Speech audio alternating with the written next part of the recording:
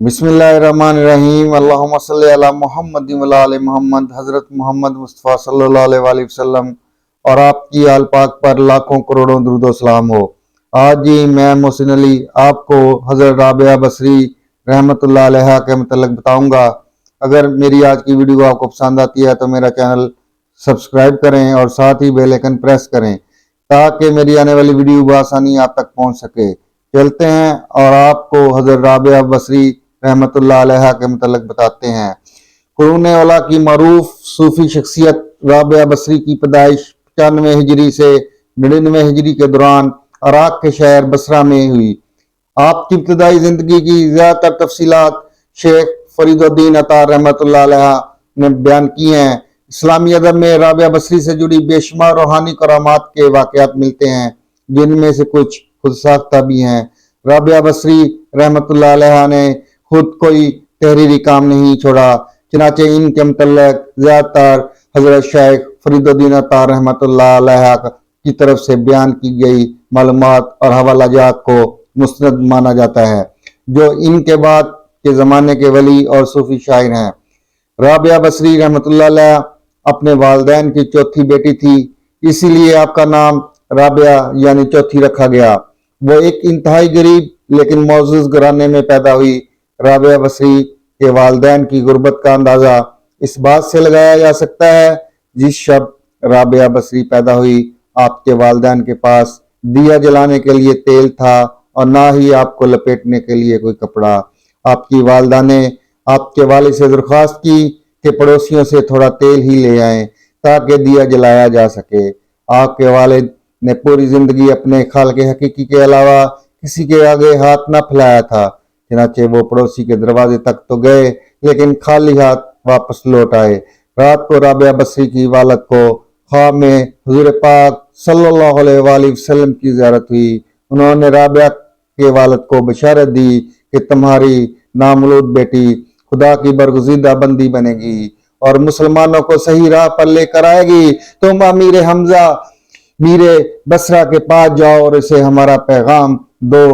تم امیر بصرہ ہر روز رات کو 100 مرتبہ اور جمعرات کو 400 مرتبہ درود کا نذرانہ بھیجتے رہو، لیکن پچھلی جمعرات کو تم نے درود شریف نہ پڑھا، لہذا اس کا کفارہ کے طور پر 400 دینار بطور کفارہ یہ پیغام پہنچانے والے کو دے دو۔ رابعہ بصری کے والد اٹھے اور امیر بصرہ کے پاس پہنچے۔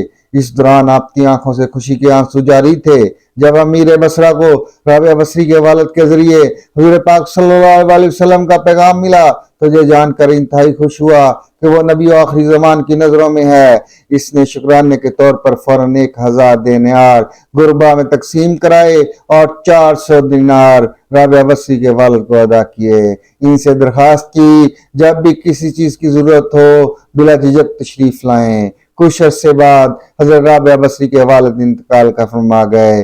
اسی سنہ میں بصرہ کو سخت قحط اپنی لپیٹ میں لے لیا۔ قحط کے دوران آپ رابعہ بصری اپنی بہنوں سے بچھڑ گئیں۔ ایک بار رابعہ بصری ایک قافلے میں جا رہی تھیں کہ قافلے کو ڈاکوؤں نے لوٹ لیا اور ڈاکوؤں کے سرگنا نے رابعہ بصری کو اپنی تحویل میں لے لیا اور آپ کو لوٹ کے مال کی طرح بازار میں لونڈی بنا کر بیچ دیا۔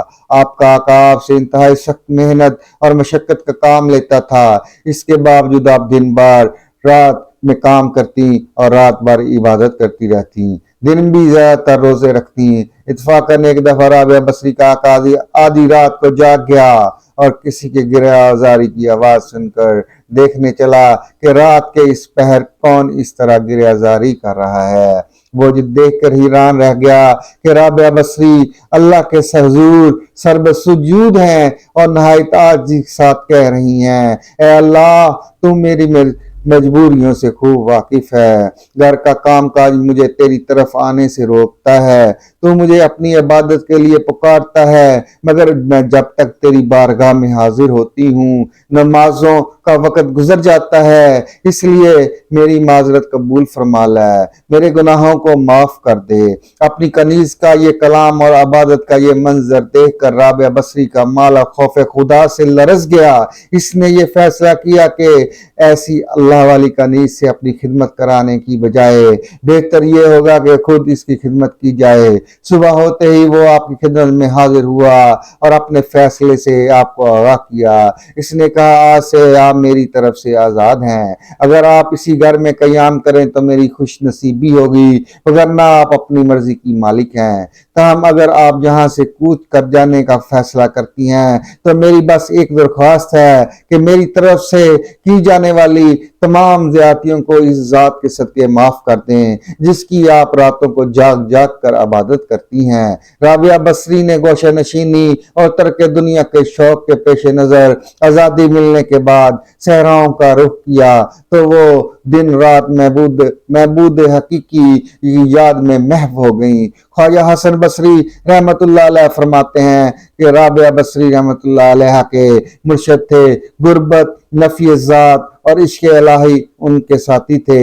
ان کی کل متاع حیات ایک ٹوٹا ہوا برتن، ایک پرانی دری اور ایک اینٹ تھی جس سے وہ تکیے کا کام بھی لیتی تھی۔ وہ تمام رات عبادت اور ریاضت میں گزار دیتی تھی اور اس خوف سے نہیں سوتی تھی کہ عشق الہی سے دور نہ ہو جائے۔ جیسے جیسے رابعہ بصری کی شہرت بڑھتی گئی، آپ کے متقدمین کی تعداد میں بھی اضافہ ہوتا گیا۔ آپ نے اپنے وقت کے جید علماء و محدثین اور فقہاء سے مباحثوں میں حصہ لیا۔ رابعہ بصری رحمت اللہ علیہ کی بارگاہ میں بڑے بڑے علماء نیاز مندی کے ساتھ حاضر ہوا کرتے تھے۔ ان بزرگوں اور علماء میں سر فہرست حضرت امام سفیان ثوری رحمت اللہ علیہ ہے، جو امام اعظم ابو حنیفہ رضی اللہ تعالیٰ عنہ کے ہم عصر تھے اور جنہیں امیر المومنین فی الحدیث کے لقب سے بھی یاد کیا جاتا ہے۔ گو رابعہ بصری کی شادی کے لیے کئی پیغامات آئے، جن میں سے ایک پیغام امیر بصرہ کا بھی تھا، لیکن آپ نے تمام پیغامات کو رد کر دیا کیونکہ آپ کے پاس سوائے اپنے پروردگار کے اور کسی چیز کے لیے وقت تھا اور نہ طلب۔